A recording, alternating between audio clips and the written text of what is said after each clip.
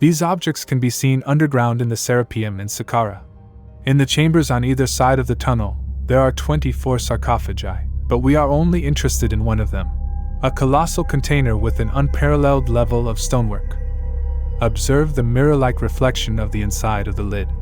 How can granite be brought to such a state? To achieve a glossy shine, the Egyptians used increasingly finer abrasives and polishing compounds. But natural defects, such as pores and cracks, limited uniformity. Additionally, the minerals contained in granite have different levels of hardness, which significantly complicated the processing. The polishing technology reached its peak here. The creators of this sarcophagus clearly strived for perfection. But here is the problem. The inscriptions on the outer surfaces starkly contrast in quality with the sarcophagus itself. The granite is meticulously polished, the surfaces are perfectly even, while the inscriptions are simply carelessly scratched. It is easy to notice the crooked lines, as well as the lack of basic parallelism in the scratched elements. It is quite obvious that the skill level of those who made the inscriptions does not match the skill level of the sarcophagus makers at all. Yet, it is precisely these inscriptions that are used to date the Serapeum. The peculiarities do not end there. In some places, damage is visible on the sarcophagus. Not only are there fresh chips, apparently caused during attempts to lift the lid, but there are also damages that have been reworked. The quality of polishing on these damaged areas is significantly inferior to the polished, undamaged surface. This indicates the reuse of this granite box in ancient times. In the photo below, such an area can be seen as a beveled triangle in the corner of the vertical side edge of the lid. Another polished damaged area is clearly visible in the next photo in the form of a noticeable indentation. But the secondary use of the sarcophagus in ancient times and the inconsistency of the inscriptions with the time of the granite box's creation are most clearly visible on the side farthest from the corridor. Here, the lines of the drawing run directly over the polished damaged area. Considering the size and weight of this sarcophagus, it is also astonishing that it stands in a rather narrow side niche. The floor of the niche is 1.5 meters below the level of the main corridor's floor. This means it not only had to be somehow hauled in here but also carefully lowered those 1.5 meters down. One might assume that the walls and ceiling were built after the sarcophagus was placed, but the entire room is carved out of the rock. This sarcophagus clearly demonstrates a higher level of craftsmanship that was subsequently lost. Can we see this level of skill in more complex objects?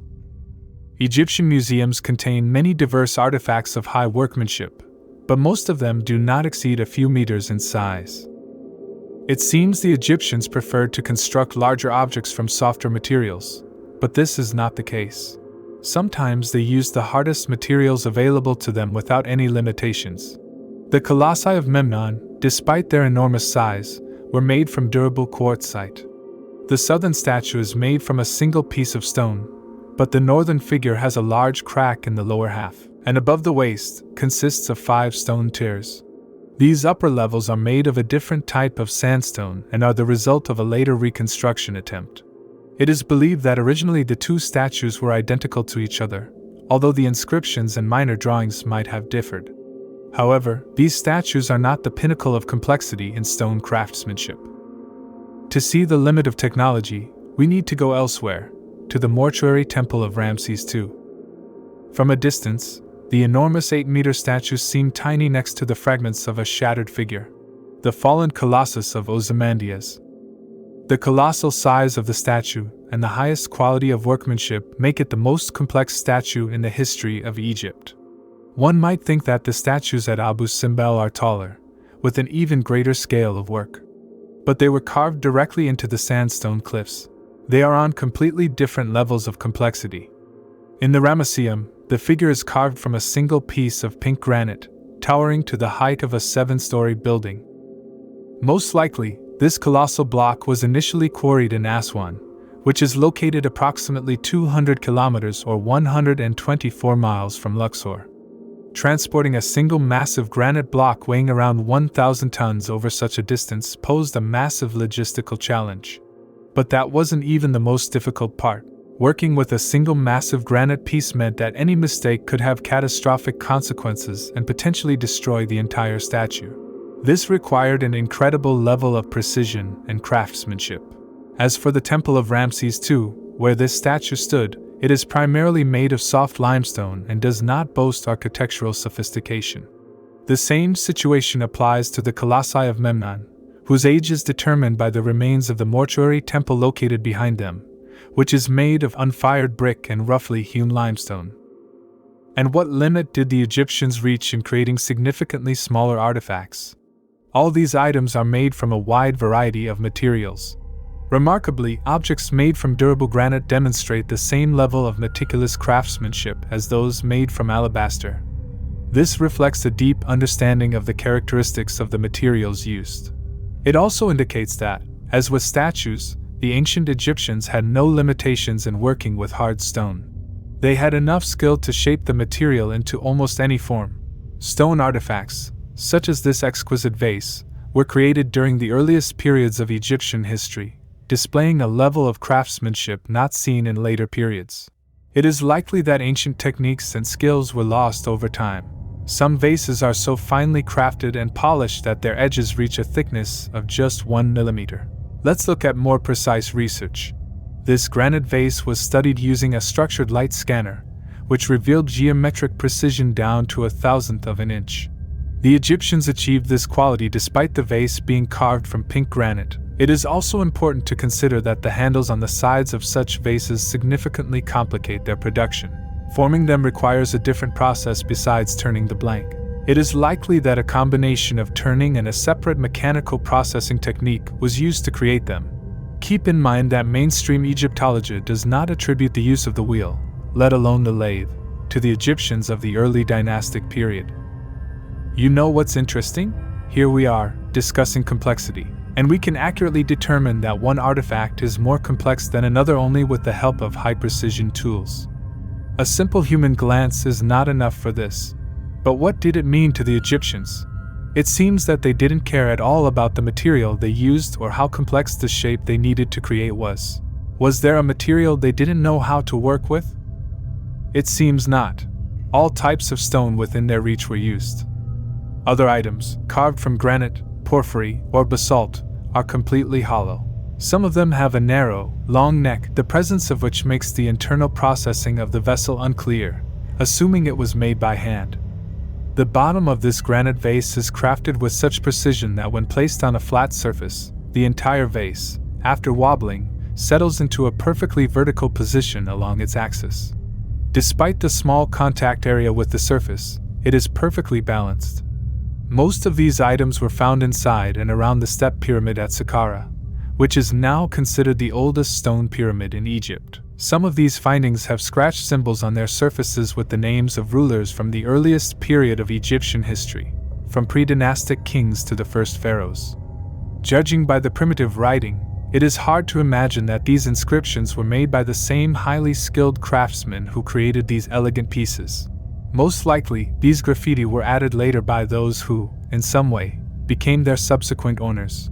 And this is far from the pinnacle of stoneworking technology. Look at this cosmetic vessel in the shape of a cat. It has eyes made of rock crystal set in copper. These are not just imitations of eyes but high-quality lenses. They were typically placed in the eye sockets of statues made of wood or limestone. This cat was created around 1800 BC. However, the technique of creating lenses for eye models is much older. There are several statues dating back to the mid-3rd millennium BC, from the times of the 4th and 5th dynasties. This statue is of Metri, who lived at the end of the 5th dynasty. He was the chief scribe and high priest of the goddess Maat. The statue, made of acacia, has significantly suffered from the ravages of time, yet the eyes have been perfectly preserved. These lenses have unique qualities. In particular, the eyes appeared to follow the viewer as they moved around the statues in any direction. Clearly, this was an intended effect. They had a convex and highly polished front surface. On the flat back surface of the lens, the iris was painted. In the center of the dark-looking pupil area was an approximately hemispherical negatively processed, concave lens surface. The pupil aperture may or may not have been open to the cavity formed by curved copper plates, which extended forward from the back of the eye, forming the eyelid structure of these eyes. And this is the famous figure of the seated scribe, now exhibited in the Louvre. His eyes have become the subject of scientific research. Due to the curvature of the lens, which differs from that of a real eye, he was found to be slightly astigmatic. The image transmitted by the lens was 1 millimeter further from the front surface than in a real eye. Nevertheless, the lenses are perfectly polished. The quality of the surface finish is astonishing. The back surface of some of the eyes was made from thin white marble with red veins, painted with capillaries. Were these units designed as schematic eyes? The entire structure of these eyes indicates, at the very least, an advanced understanding of eye anatomy for that time. When did the Egyptians learn to polish lenses to such a high standard? The statues of Rahotep and Nofret date back to around 2600 BC. Were these the first statues with unique eye structures and lenses? It is hard to believe that such refined and complex optical elements appeared suddenly without any preliminary stages.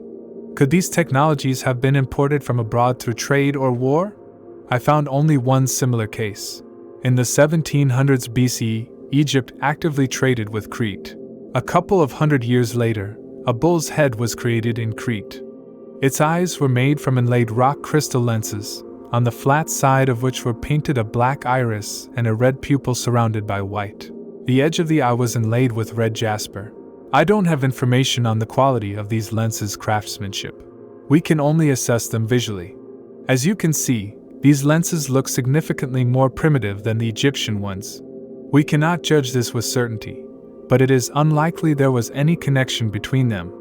Egypt reached the highest level of lens crafting around 2500 BC.